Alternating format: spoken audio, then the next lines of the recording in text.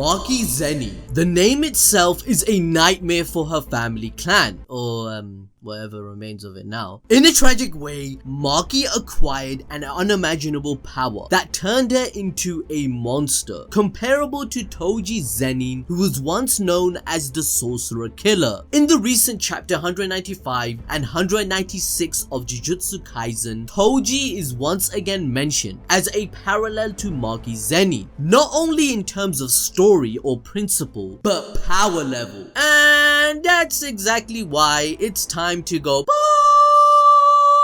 deep into Maki. You gonna make me act up. You wish, you simps! But can we all agree that Maki was already hot? Now she's totally like... Oh no, I'm in trouble, guys. I'm dead! It was worth it. In this video, we are going to break down exactly how strong is Maki Zenin in Jujutsu Kaisen after going through her terrifying awakening in the Zenin Clan arc, and whether she is really as strong as Toji Fushiguro. Maki was certified as a grade 4 sorcerer, but her real skills were way beyond this low-ranking grade, even before she was fully awakened. In chapter 40, even Satoru freaking Gojo and Utahime agree that Maki deserved a grade 2 rank, since she could exercise a cursed spirit of that level with ease. The only reason she wasn't ranked this high was thanks to her misogynistic and oppressive Zenin clan, who didn't approve of her heavenly restriction. Why does this sound like every Asian household? Awkward. As tradition goes, the Zenin clan didn't learn shit from Toji Fushiguro's life and did the exact same mistakes with Maki, which caused their eventual,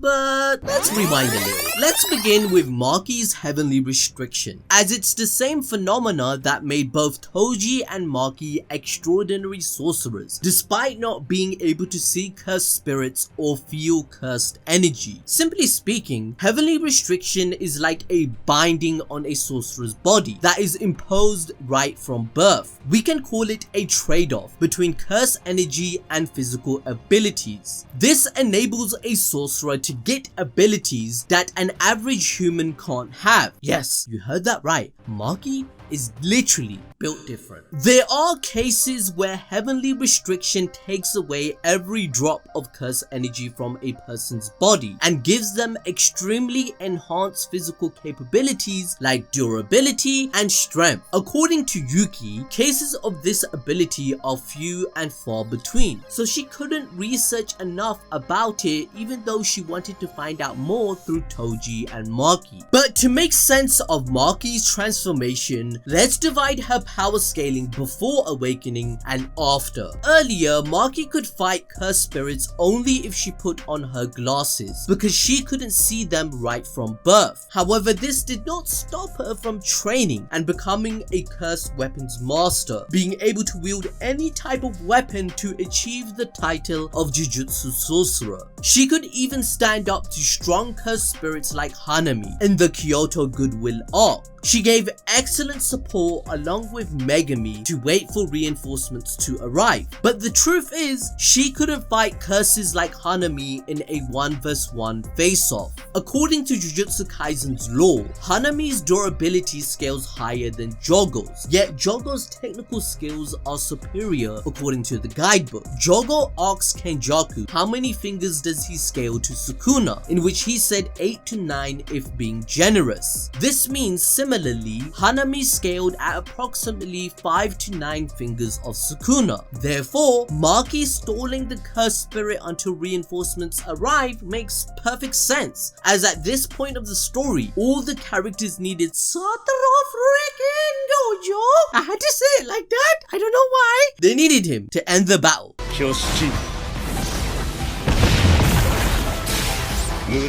But this doesn't mean Maki was weak before her awakening to become like Toji, because the story has made it very clear that she was a mentor for all the students we consider OP as of right now. For example, Megumi and Yuta Akatsu. Rewinding even further, Maki showcases her superb reflexes and agility, as she was not one to lose to speed either. We even saw in Jujutsu Kaisen 0 how Maki exercised a bunch of cursed spirits before Akatsu could even react, telling us that she was very perceptive and quick. Through Maki, we come to know that even though Jujutsu Kaisen itself literally means sorcery fight, there's much more than curse energy or Jujutsu that can determine a person's power level. The story has told us multiple times that physical abilities are almost as important as curse techniques. Even the strongest people, for example Satoru Gojo and Sukuna, have to be skilled at hand-to-hand combat and maintain high speed in their battles. Maki's battle against Dagon, along with Nanami and Naobito, was also a great display of how Maki was an excellent sorcerer without having a curse technique at all. However, we have to admit, Naobito's judgment before the battle even began, when he said that Maki was not as fast as him yet, this is because Naobito was the fastest sorcerer other than Satoru Gojo, but even Maki's heavenly restriction couldn't overcome her being one step behind the clan head. She even had to be rescued by Naobito against Dagon. Moreover, while she had good knowledge of combat, she would still have been a goner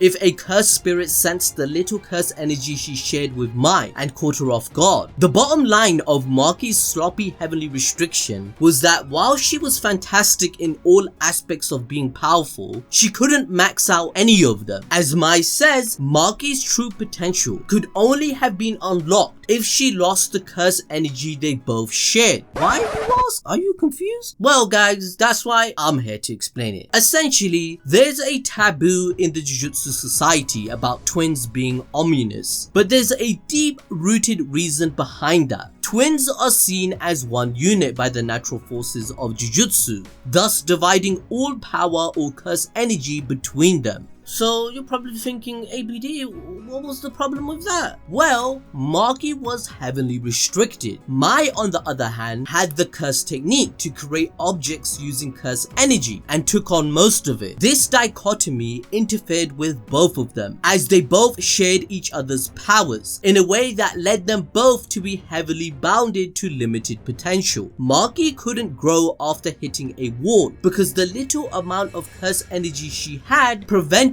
her to become like Toji, and the energy split with Mai also prevented her from becoming a regular full-fledged sorcerer. She was caught between a rock and a hard place. This meant either of the twins had to die if one of them wanted to become powerful, and since Mai had no interest in doing so, she thought her death was in the best interest of both of them, as she had removed the little curse energy Maki had, which allowed her to achieve her dreams. They both loved each other, and it was just their circumstances that made their relationship rotten, those circumstances being their father and the Zenin clan. This is further cemented by Maki's awakening in chapter 149, when she unleashes her true potential to the point that Ogi literally has Vietnam War flashbacks to Toji. That old man was quaking in his boots for real. He was like, oh, I'm gonna die. Please, Maki, I worship you. I'm joking. That sounds like some of you lot.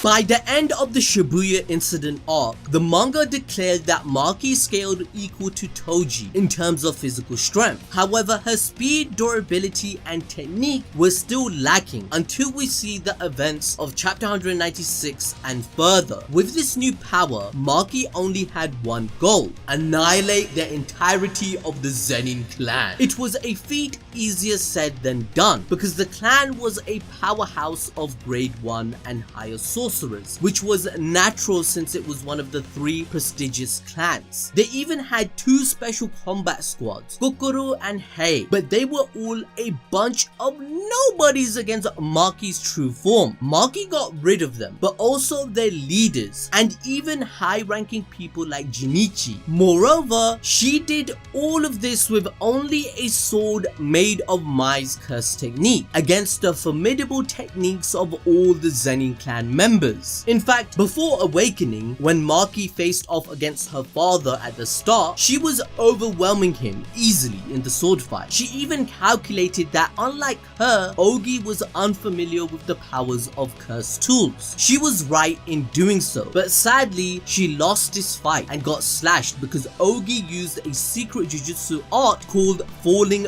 Blossom Emotion. And since Maki couldn't sense curse energy, she fell to this technique's attack. But Maki's battle against the Zenin clan also showed her inhumane strength and durability. Going at the clan, she faced strong curse techniques like Chojoro's giant stone hands attack. Seeing this attack, the sorcerers believed that Maki should have been completely immobilized. The attack also seemed dangerous enough to break someone's bones. However, Maki easily broke out of this stone trap within just a few moments, mostly unscathed. It turned out that yet again, Maki was built different. Not only that, she had even broken out of Ranta's paralysis technique using brute strength and sheer determination. We also have to remember that she fought all the Zenins right after getting slashed open by her father's sword and exercising a ton of curses in the clan house basement. The backlash on her body was too little, given how high her endurance was now. This was also apparent in the fights against Hanami, Dagon, and Jogo, who were incredibly strong special grade curses. She had held her own against Hanami in the Goodwill arc and against Dagon's domain expansion in the Shibuya incident, telling us that she was at least as durable as a grade 1 sorcerer, if not more. This is a huge achievement if we put things in perspective. Maki surviving Jogo's fire attacks is nothing short of insane because he had used his fire attacks directly on Nanami and Naobito as well. Now we know that Jogo is a freaking volcano itself, so his attacks are literally volcanic lava. Putting this into perspective, they had a temperature of around 1200 to 1250 Celsius. This means that the impact from them was most definitely 4th degree burns, which are the most severe and potentially life-threatening. These kinds of burns destroy all layers of the skin, as well as the bones, muscles, and tendons. Nanami and Naobito were literally roasted to nothingness, despite being stronger and faster than Maki. Naobito even passed away due to these attacks, even though he was supposed to be the fastest sorcerer other than Satoru Gojo. That brings us to our point. Maki surviving with just scars on her entire body and losing an eye was proof of how durable her body already was. But in chapter 151, we come to know that after her awakening, she now has 0 curse energy and a body of steel. Firstly, 0 curse energy means that she cannot be tracked as easily by cursed spirits. And second, Maki's insane body of steel could take shockingly high damage without collapsing because steel is the strongest alloy and is used in the construction of railways, highways, and even huge skyscrapers. Now I'm gonna use my degree in anime bullshit science. Welcome to the class, everyone. Maki essentially has a body that can take on 30,000 to 50,000 pounds per square inch of strength. To put this into perspective, that's like having a hippopotamus standing on a 1 centimeter of tile. But this is your body we're talking about. That's how dense her muscles are. Earlier against Jogo, she survived a fire of 1250 degrees Celsius. But now her body has become even stronger because steel has a melting point of 1371 to 1540 Celsius. Due to her awakening, Maki's durability has almost increased by 23% and more. Adil nicely brings us up to speed and durability, because this is why even when she was tired and injured against Naoya, she was ready to take his attack head on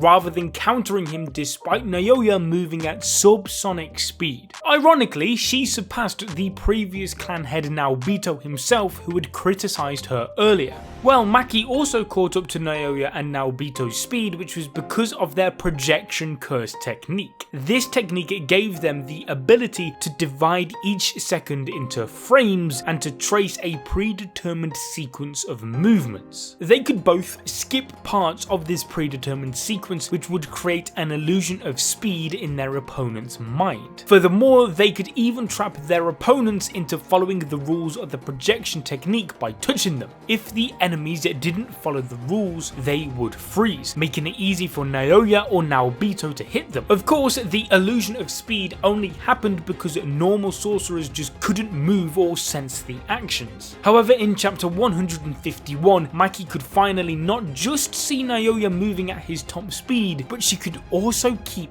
up with him. This is a huge feat because Naobito was the second fastest sorcerer, but it seems that Naoya could take it to the next level by moving at subsonic speed. Maki reacted and moved at the same speed, telling us that she is also that fast now. This also tells us that Maki's speed is at least subsonic, which is 65% less than the speed of sound after her awakening, which equates to 250 to 609 miles per hour or 402 to 980 kilometers an hour. And whilst we're talking about Naoya's speed, how can we miss talking about post-evolution Naoya? Nasty bitch.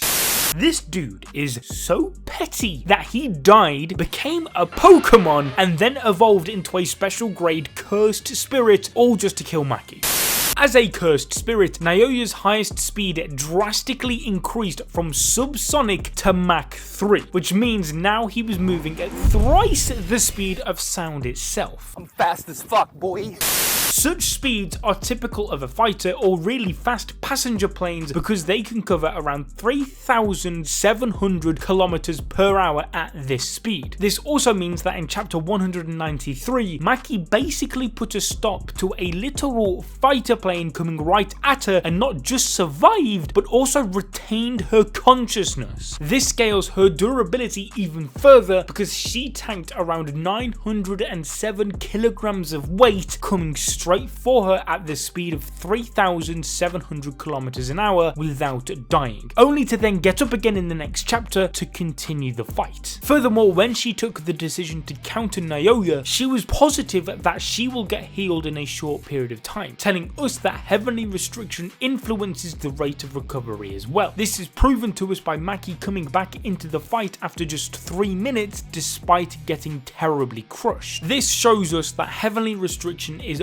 one crazy phenomenon that allows a person to keep up with the strongest sorcerers, as we saw with Toji and Gojo as well. It comes along with more benefits than restrictions because it enhances all physical aspects including reflexes. However, when we think about it, Maki still has not reached the same level as Toji because of multiple reasons. Chapter 195 confirmed this by showing us Maki's thoughts regarding how she was not seeing something Toji was, since she witnessed his carnage in the Shibuya arc. The first reason behind this is very easy to decipher because it's the experience of battle. Toji had accumulated lifelong battle experience before he even mustered up a plan to take down Gojo, but Maki is still young since she has been limited to curses not as strong as she actually was. Furthermore, Maki has only realised her full potential in a few short days, whilst Toji had been living with it since his birth and refining his skills as a heavily restricted person from the start. On the other hand, Maki had to make do with her limited potential because she was sharing cursed energy with Mai. She's only now learned new avenues to her strengths, so she still has a long way to go before she catches up to Toji. But there was another big detriment in Maki's current form that was addressed in the recent chapters. It was a firm grasp on the emotions that held her back from embracing killing intent. Toji had let go of everything: his emotions, his clan, the thought of a family, family, and even his pride, which only resurfaced against Gojo and effectively killed him if we look back at chapter 75. In chapter 196, the story makes it clear that Maki hasn't been able to do that. As Naoya himself states, she is still